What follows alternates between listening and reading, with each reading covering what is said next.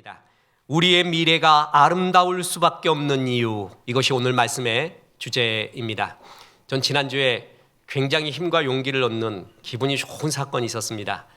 이사 준비를 하느라고 이것저것, 물론 저는 안 했죠. 별로 안 했다는 얘기입니다. 아주 안 한 건 아니고, 우리 아들하고 아내가 짐 정리를 하는데 옛날 사진이 나왔습니다. 그런데 그 옛날 사진에 보니까 저의 리즈 시절, 캠퍼스 시절, 그때의 사진이 딱 나왔습니다.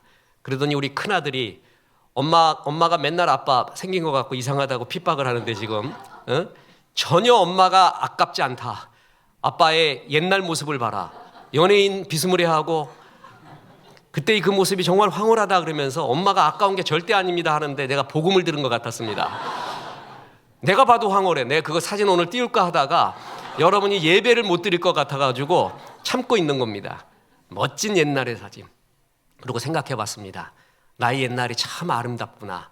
여러분의 옛날도 아름답습니다. 왜 그런 줄 아세요? 예수 그리스도의 보혈의 피로 나의 잘못, 죄악, 아픔 모든 것이 씻어졌습니다. 그래서 우리의 과거는 깨끗하고 아름답습니다. 롬828 로마서 8장 28절처럼 모든 것이 합력하여 선을 이루어서 오늘 지금 우리가 여기에 있습니다. 지금은 더 아름답습니다.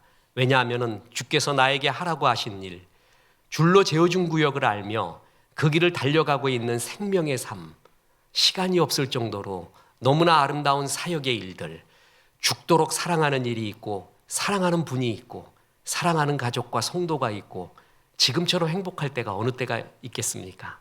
그런데 우리의 미래는 더 아름답다라는 것입니다. 우리의 끝, 이렇게 살아온 우리의 끝은 더 아름답습니다.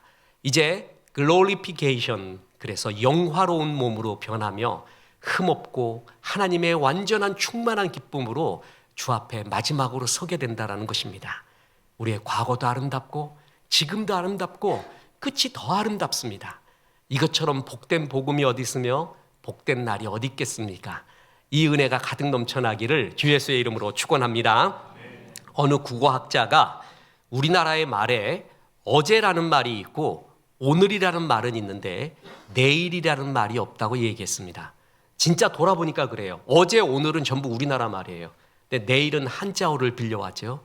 내일이라는 말이 없습니다. 그만큼 어렵게 살았나 봅니다. 내일을 기약할 수가 없었나 봅니다.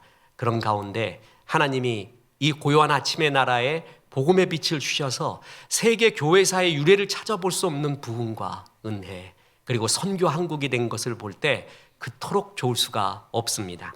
마가릿 허긴스라는 사람은 한국 전쟁 때 종군하면서 참전하고 취재하면서 퓰리처상을 받은 유명한 기자입니다.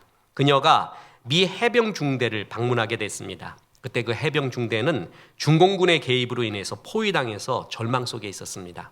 한 병사가 얼어붙은 통조림을 따먹고 있었습니다.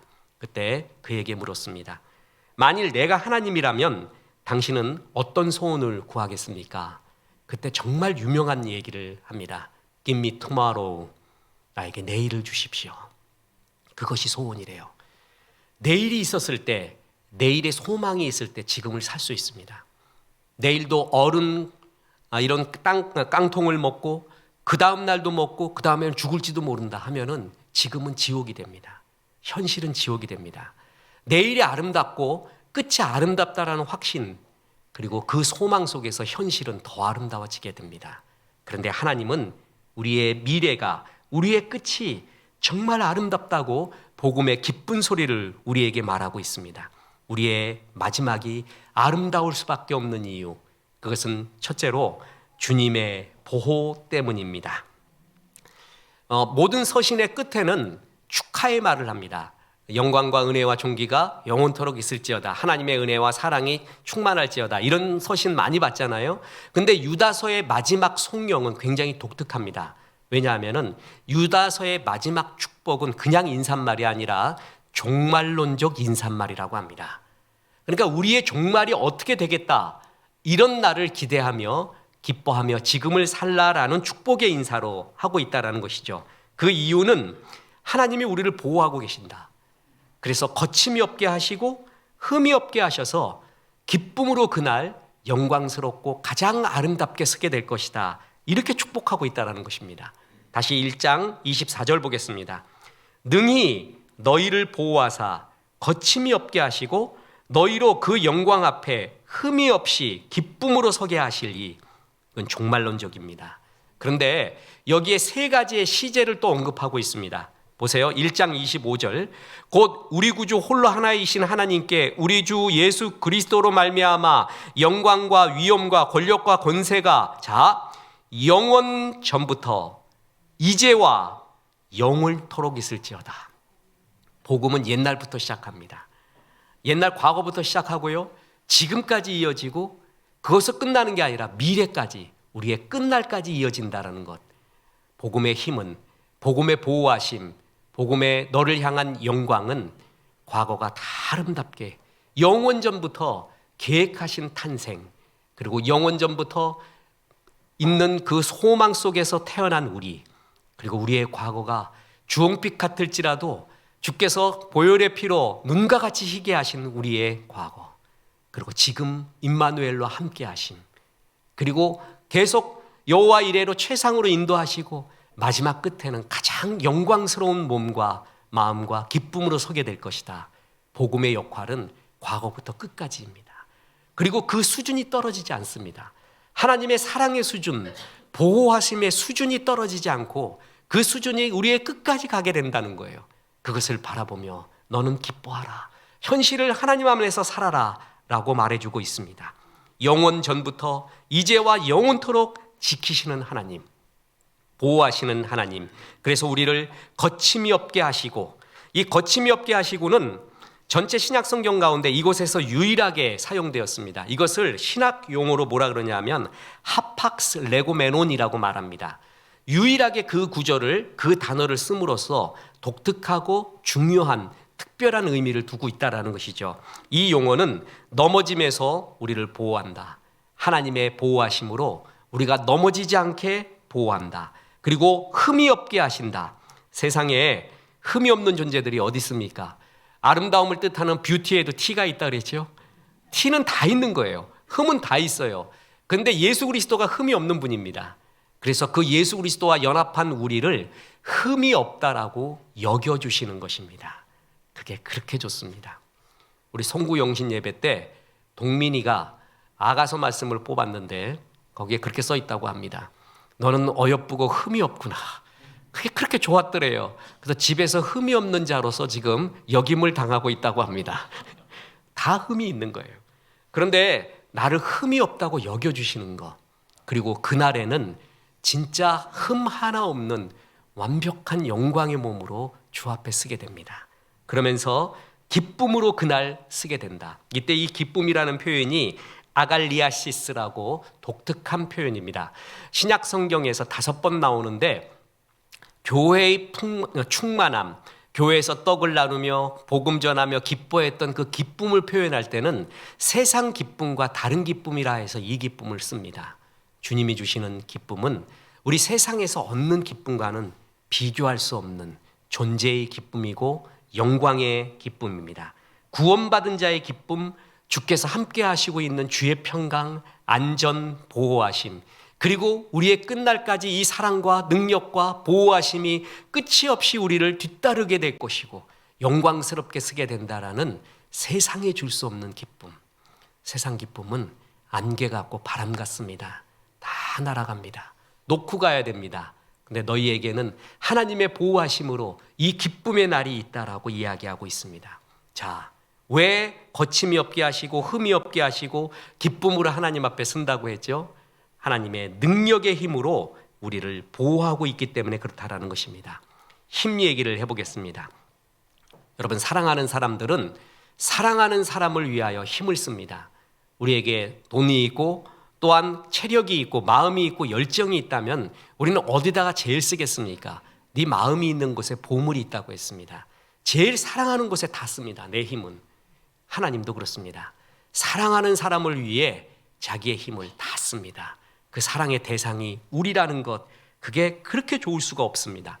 에베소서 1장 19절에 보면 그의 힘의 위력으로 역사하심을 따라 믿는 우리에게 베푸신 능력의 지극히 크심이 어떠한 것을 너희로 알게 하시기를 구하노라. 성경 구절 중에 하나님의 능력을 강조하기 위해서 이처럼 힘에 관한 모든 단어를 집합시키는 예는 없습니다. 보세요. 다시 보겠습니다.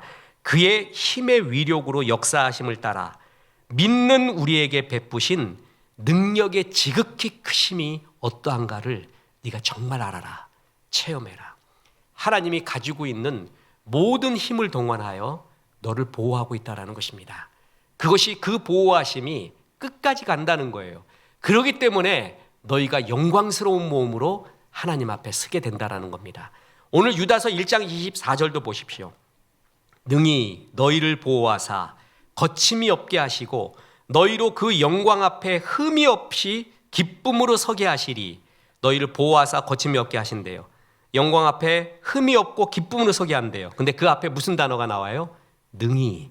이런 일들을 하나님은 힘겹게 하시는 게 아니라 능히 하신다고 합니다. 무슨 의미죠? 하나님의 Almighty God, 능력 있으신 전능하신 하나님, 충분히 너희를 그럴 능력이 있다라는 것입니다. 이 힘은 성경에서 하나님의 속성을 나타나는 굉장히 중요한 의미 중에 하나입니다. 힘이 있으시기에 우리를 보호할 수 있고 끝까지 사랑할 수가 있습니다. 그리고 역사할 수가 있습니다. 그런데 그 힘을 우리를 위해 쓴다는 것이 너무나 좋습니다. 여러분, 팩트하고 메시지는 다르다 그랬죠? 팩트는 감동이 없습니다. 메시지가 감동이 있는 겁니다. 팩트는 뭐냐면 저 사람 참 잘생겼어. 돈도 많고 체력도 좋고 성품도 아주 좋아. 예술성도 있어. 너무 좋아. 그게 팩트예요. So what? 그래서 뭐 어땠다는 거예요? 그래서 어땠다는 거예요? 나한테 감동이 없어요. 근데 메시지는 뭔지 아십니까? 그가 나를 사랑해요. 그 사람이 나를 사랑해. 힘이 있고 능력이 있고 성품도 좋고 그렇게 한없이 친절한 그가 나를 사랑한다. 그게 메시지거든요. 하나님은 이런 힘과 능력을 갖고 있습니다. 그런데 메시지가 여기 있습니다. 그 힘으로 우리를 사랑하시는 데 쓰고 있다는 것이죠. 그게 너무 좋은 거예요. 그래서 이 강한 힘으로 너희를 끝까지 보호하신다고 합니다. 나를 사랑하시되 끝까지 사랑하십니다. 그리고 그 사랑의 수준이 떨어지지 않습니다. 그게 얼마나 좋은지 모릅니다. 인간의 사랑은 수준도 떨어지고 그래서 말의 수준도 떨어지고 마음의 수준도 떨어지고 행위의 수준도 떨어지는 게 얼마나 많습니까? 주의 사랑은 수준이 떨어지지 않습니다. 그리고 그것이 끝까지 가요. 그것이 강한 힘을 갖고 있습니다. 그래서 너희를 보호할 수 있고 기쁨으로 흠없이 너희를 세울 수 있다고 주님이 말하고 있습니다. 이것이 얼마나 좋은지 모릅니다. 하나님은 이렇듯 공감만 하시는 게 아니라 우리를 건져낼 수 있는 힘이 있습니다. 그 힘으로 우리를 보호하고 있다. 그래서 마지막 날 너희는 영광스럽게 서실 것이다. 이렇게 말하고 있습니다. 두 번째 교훈이 있습니다. 중요한 결론입니다. 하나님의 보호를 받기 위해 주님께 붙어 있으라라는 것입니다. 자, 다시 보겠습니다. 유다서 1장 25절. 곧 우리 구주 홀로 하나이신 하나님께 우리 주 예수 그리스도로 말미암아 영광과 위엄과 권력과 권세가 영원 전부터 이제와 영원토록 있을지어다. 아멘. 하나님을 부를 때 뭐라고 부르냐면 우리 구주 홀로 하나이신 하나님께라고 말하죠. 이것은 의도적으로 굉장히 중요하게 쓴 겁니다. 왜냐하면 그때 당시 세계, 헬라 로마의 세계는 범신론적 세계였습니다. 그런데 여러 신이 있고 아무 신이나 다 믿어도 되고 그렇게 통합을 하고 융합을 하자. 굉장히 좋은 말 같죠? 그런데 홀로 하나이신 하나님, 하나님은 한 분뿐이다. 그 하나님을 굳게 잡으라. 믿음의 도리를 벗어나지 마라. 주님만 주님이시니 주께 붙어 있으라는 얘기입니다. 홀로 하나이신 하나님. 여러분, 범신을 인정하잖아요. 여러 종교를 다 인정하면 우리가 사는데 넉넉해집니다. 뭐가 넉넉해지냐면 별 대적이 없습니다. 절에 가서는 붓다 한패 이렇게 절을 해요. 무슬림 가서도 샬롬하고 또 유교 앞에서는 역시 예의가 최고예요. 조상님 최고예요. 그러면 돼요. 그리고 교회 와서는 하나님 그러면 되고 그럴 때 저 사람 참 넉넉하다. 하나에 매이지 않고 굉장히 통합적인 사고를 갖고 있다. 그 사람 안티도 별로 없습니다. 유튜버나 방송을 할 때도요. 하나님 얘기하다가 반은 불교 섰고 반은 못 섰고 그래야 안티였고 난리가 안 납니다. 하나님만 얘기하면 어떻게 되죠? 난리가 나버립니다. 정말 난리가 나요. 바로 안티가 생깁니다. 그래도 그걸 두려워하지 말라라는 것입니다. 우리 교회가 성도가 도덕 윤리적으로 잘못되어 있어서 세상 사람들한테 지적을 받으면 그것은 받아야 됩니다. 그건 고개를 숙이고 돌이켜야 됩니다. 그런데 이런 면으로 지적을 받는다면 나는 길이요 진리요 생명이니 나로 말미암지 않고는 아버지께로 올 자가 없다. 구원 얻을 수 있는 것은 오직 예수님밖에 없습니다. 라고 말해요. 그것 가지고 사람들이 너희 기독교만 배타적이야. 기독교만 독선적이고 아집 있고 국민의 통합을 반대하고 종교 전쟁을 일으키고 종교의 통합도 얼마나 좋은가. 너희만 반대하고 있어. 그러면서 핍박을 가한다면 그것은 받으십시오. 그건 핍박입니다. 이거는 양보해서는 안 됩니다. 하나님은 홀로 하나이신 하나님이지 모든 신 중에 하나가 아닙니다. 너희는 이것에 양보하지 말라는 것입니다. 오늘날 이 지성인들, 젊은이들 사로잡고 있는 두 가지의 독버섯이 있습니다. 하나는 종교다원주의고 또 하나는 과학주의입니다. 종교다원주의, 그냥 하나님만, 예수님만 통해서 구원 얻는 게 아니라 봐라, 무슬림에서 말하는 샬롬이나 카톨릭에서 말하는 바게나 불교에서 말하는 자비나 기독교에서 말하는 사랑이 결국은 다 똑같은 말 아니냐. 꼭대기로 올라가면 똑같은 개념이다. 남산으로 올라가는 길은 하나만 있는 게 아니라 여러 가지가 있지 않느니 여러 가지로 올라가서 끝에서 만나면 되잖아. 어느 종교든 진실하게 믿으면 그 끝은 같은 거야. 그러니 싸우지 마라. 다 자기가 원하는 종교를 믿자. 이렇게 말해요. 이게 종교다원주의입니다. 굉장히 지성적인 얘기입니다. 멋진 얘기입니다. 마귀는 자기를 광명의 천사로 속인다고 했습니다. 천사 같은 말입니다. 멋진 지성과 통합의 말 같아요. 그렇죠? 어우르는 사랑의 말 같아요. 그런데 아닙니다. 치명적인 독을 갖고 있습니다. 이렇게 여러 신 중에 하나로서 받지 말고 너는 홀로 하나이신 하나님을 끝까지 믿고 신뢰해라. 그때 초대교회에 거짓 교사들이 많이 들어와서 홀로 하나이신 하나님, 이 신앙을 얼마나 갉아먹었는지 모릅니다. 하나님은 크신 능력과 힘으로 너를 보호하기를 원한다. 끝까지 사랑해서 영광의 몸으로 쓰기를 원한다. 그러니 그 하나님을 끝까지 의지하라.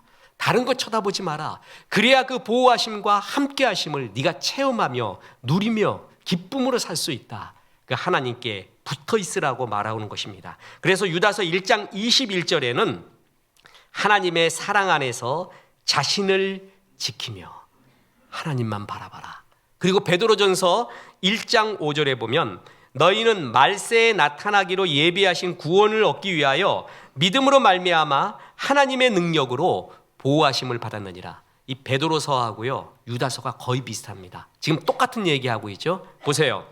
구원을 얻기 위하여 믿음으로 말미암아 하나님의 능력으로 보호하심을 받았대요. 그런데 하나님의 능력으로 보호하심을 받았는데 그 앞에 뭐가 들어가 있어요? 믿음으로 말미암아. 믿음 가운데 있어야 이 보호하심을 느낄 수가 있습니다. 체험할 수 있습니다. 하나님이 보호하시고 함께하고 계시는데 믿음이 없어요. 주께 붙어 있지 않아요. 그걸 몰라요. 느끼지도 못해요. 그래서 자기 혼자의 삶을 살게 됩니다. 믿음으로 말미암아 하나님께 붙어 있는 것, 끝까지 이것을 붙어 있는 것, 그것이 너희의 사명이라는 것입니다. 고대 전쟁은 지금도 비슷하지만 무기가 비슷비슷했습니다. 고대 전쟁은 높이 올라가서 산성을 차지하는 것이 최고였습니다. 그런데 하나님은, 다윗은 주는 나의 산성이라고 표현을 합니다. 산성은 두 가지 의미가 있습니다. 보호예요. 또 하나는 뭐냐면은 높은 곳에서 바라봄이에요. 이 두 가지가 산성의 의미거든요. 산성에 있는 걸 어떻게 활로 쏘고 어떻게 돌로 던질 수가 있겠습니까? 하나님은 나의 산성이라고 할 때 하나님은 나를 보호하신다는 거예요. 그리고 높은 산성에서 바라보게끔 한다는 거예요. 승리를 의미합니다. 하박국은 나를 높은 곳에 다니게 한다고 했죠. 하나님이 우리의 문제를 해결하는 방법은 두 가지 중에 하나입니다. 하나는 진짜 문제를 없애버려요. 근데 또 하나는 문제가 그대로 있지만 높은 곳에서 그 문제를 바라보게 합니다. 해석이 달라지는 거예요. 담이 있으면은 달팽이 앞에서는 담은 거대한 벽입니다. 그런데 나비는 가볍게 위로 올라가요.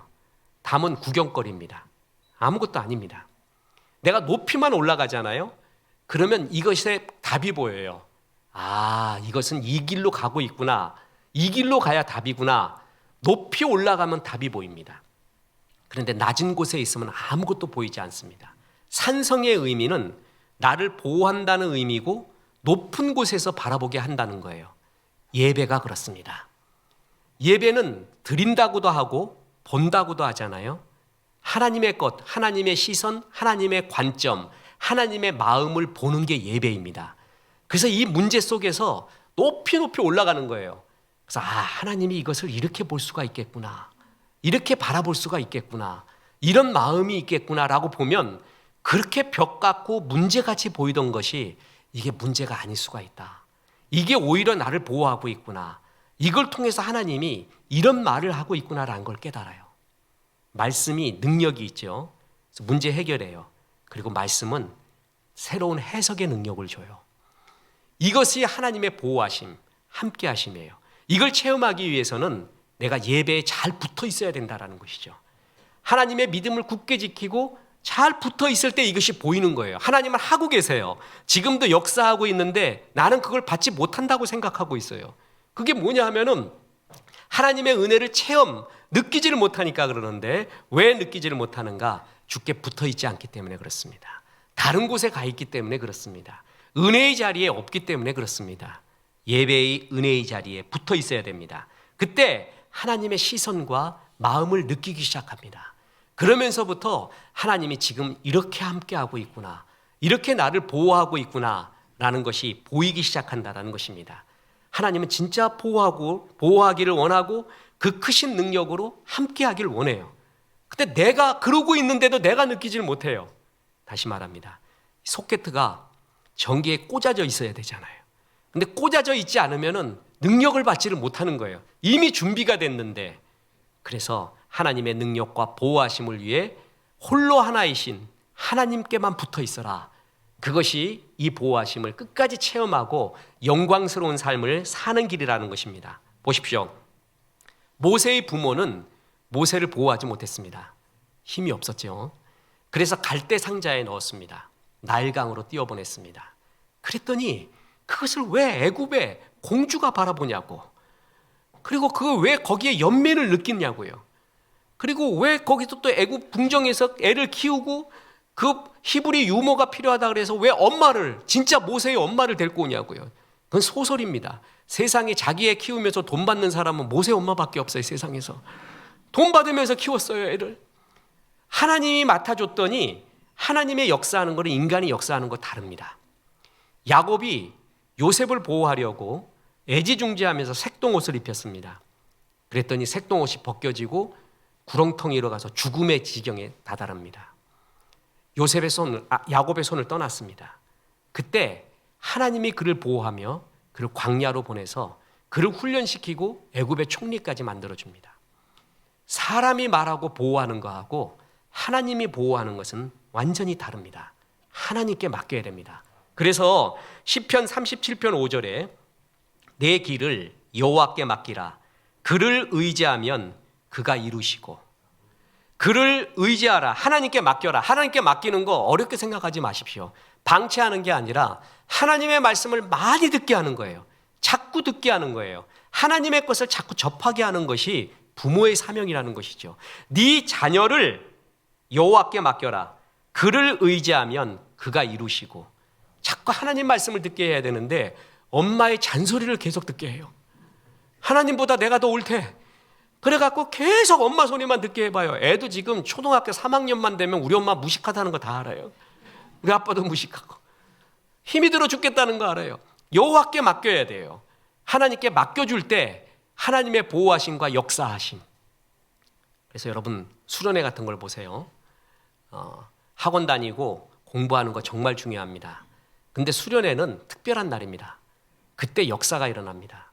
특별 집회에는 특별 역사가 분명히 있습니다. 그걸 알고 있습니다. 그리고 그때 지금도 역사가 일어납니다. 그럼 무조건 우선순위로 다 보내야 됩니다. 다 보내서 애가 은혜 받도록 해야 됩니다. 그것만큼은 내줘야 된다는 거죠. 근데 하나님의 음성을 못 듣게 해요.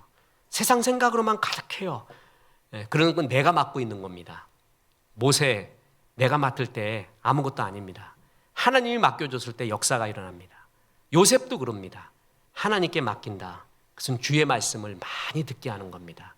은혜의 자리에 자꾸 앉히는 것입니다. 그때 하나님의 보호하심, 역사하심을 체험을 하는 것입니다. 보호하고 있어요. 지금도 하나님이 나를 사랑하고 있어요. 그리고 그 사랑으로 높여주고 있어요. 그런데도 내가 느끼지를 못해요. 그 이유가 뭐냐면 하나님께 붙어 있지 않기 때문에 그렇습니다. 자꾸 붙어 있으십시오. 신앙의 답은 하나님께 붙어 있는 겁니다. 그러면 하나님의 소리를 많이 듣잖아요.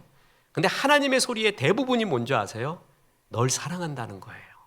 널 사랑한다는 것이 하나님의 소리입니다.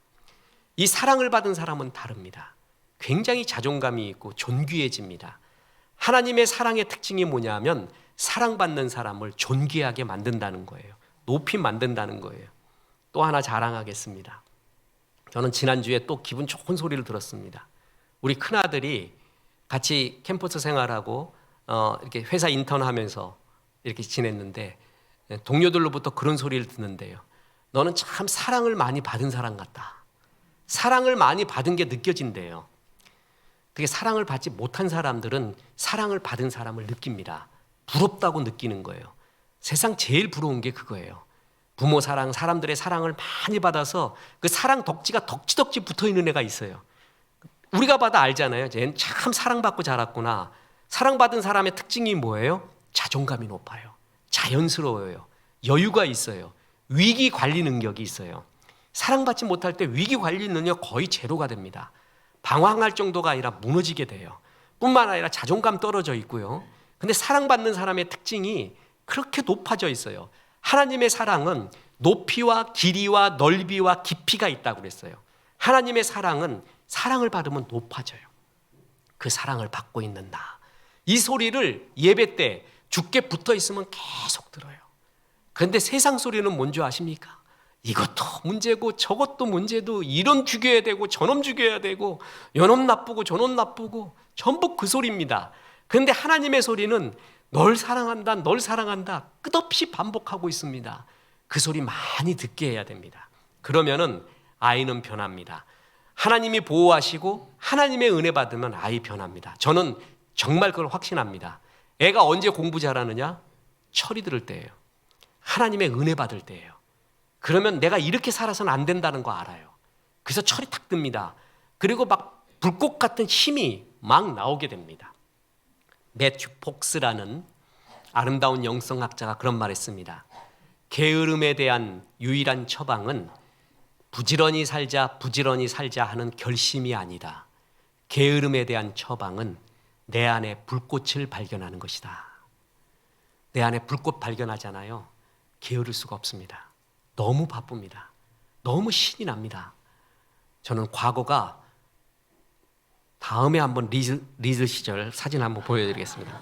아니 안만 해도 억울해서 안 되겠어요. 내가. 응?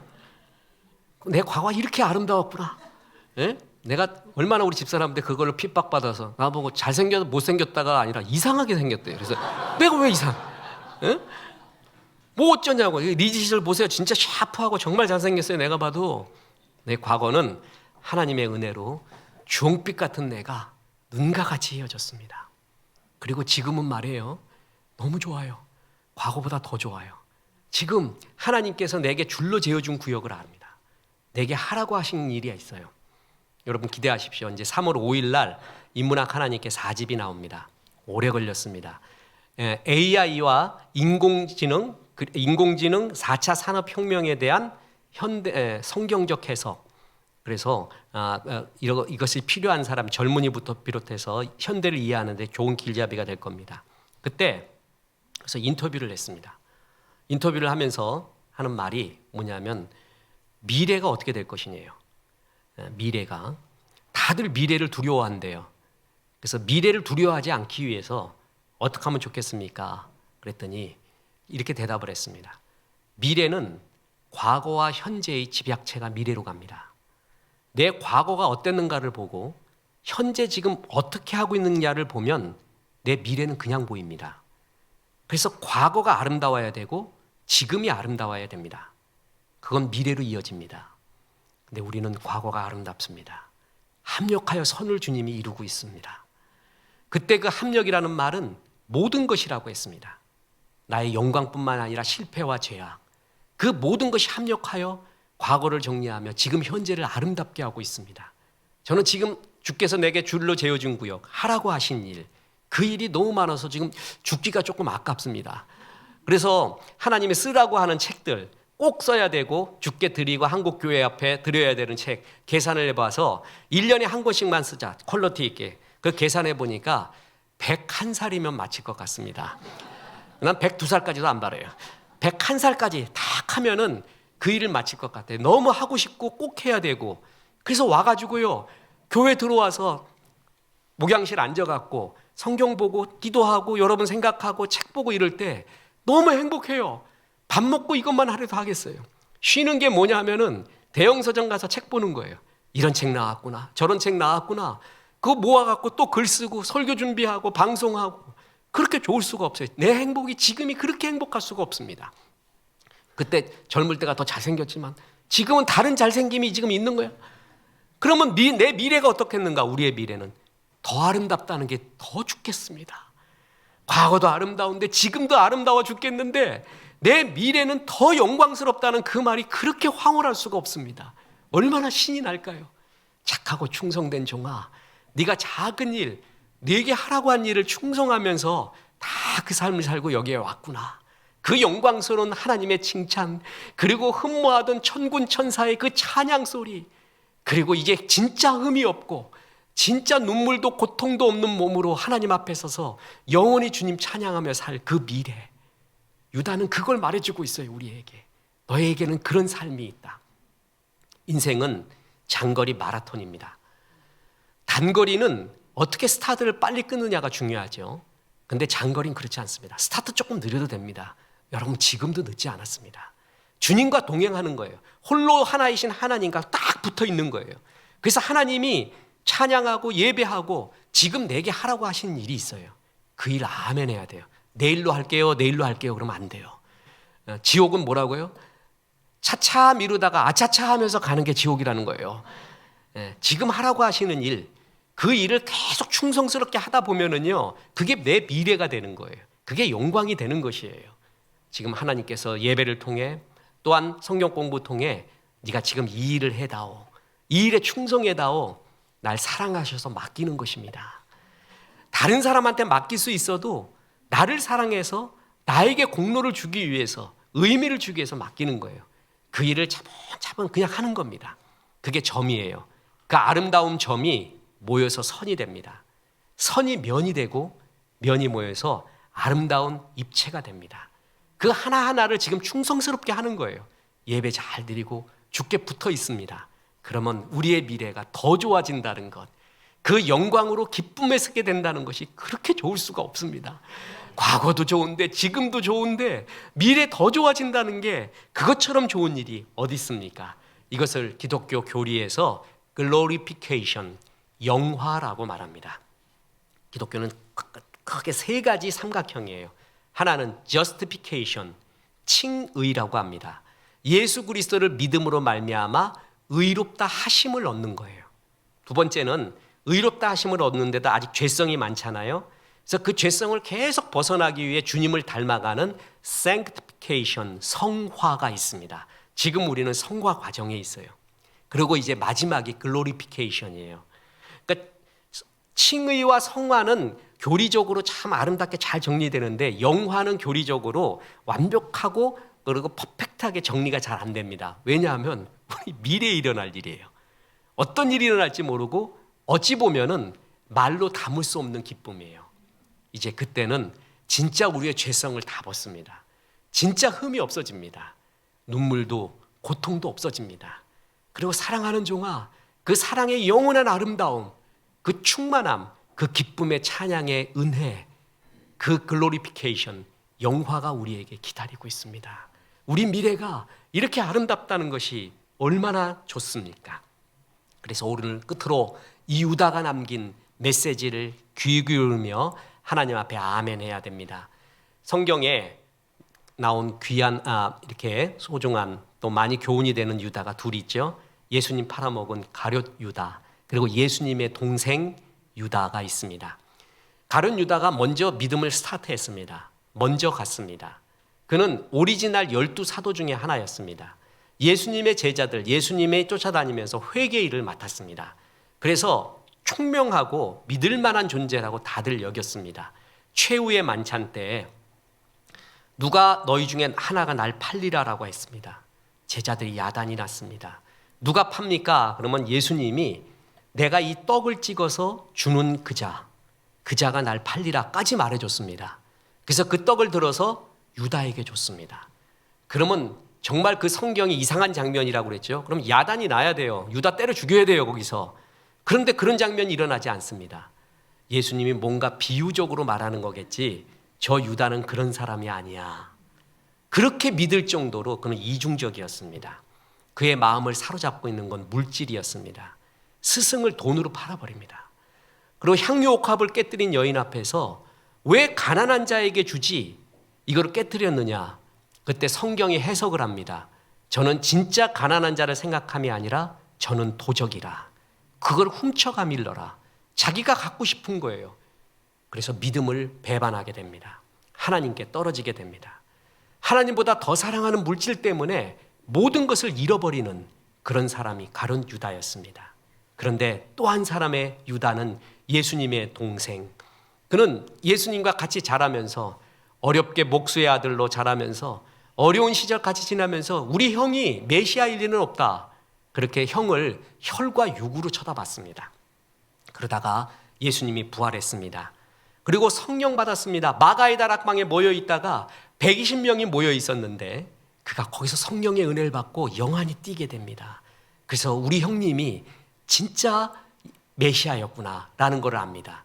그 다음에 편지를 쓸 때도 우리 형님이 예수가 메시아야, 내 형님이야 이런 말 하지 않습니다. 진짜 은혜 받은 사람은 겸손합니다. 그래서 나는 야고보의 형제야 이 정도로 표현을 하면서 초대교회의 귀중한 섬김이 리더가 됩니다. 그러면서 전승에 의하면 그는 메소포타미아 지역에서 전도하다가 칼에 맞아 순교하게 됩니다. 그때도 그는 칼에 맞으면서도 한없이 찬양을 했다고 합니다. 믿음이 늦었습니다. 그런데 정말 성령의 은혜를 받았습니다. 그래서 하나님 앞에 찬양하며 이 유다서를 기록하며 영광 돌리며 살았습니다. 우리가 믿음은 다 비슷했습니다. 시작은 비슷했습니다. 그런데 가룟 유다와 같은 길이 있었고 고라의 길, 발람의 길, 이런 반역의 길이 있었고 이제 아름다운 유다, 예수님의 동생의 유다의 길 같은 것이 있습니다. 끝까지 주님 사랑하십시오.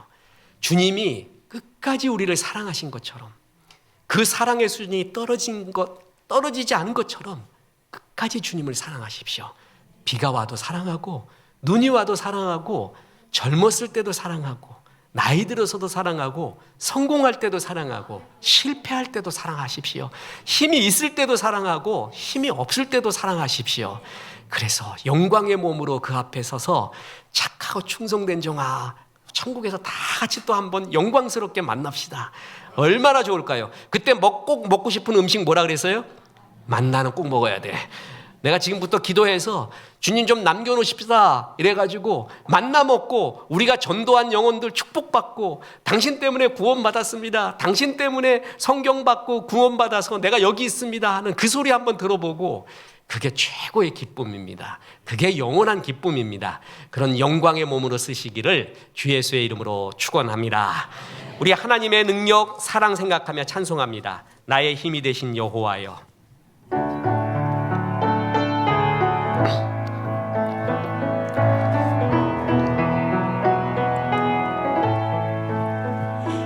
나의 힘이 되신 여호와여,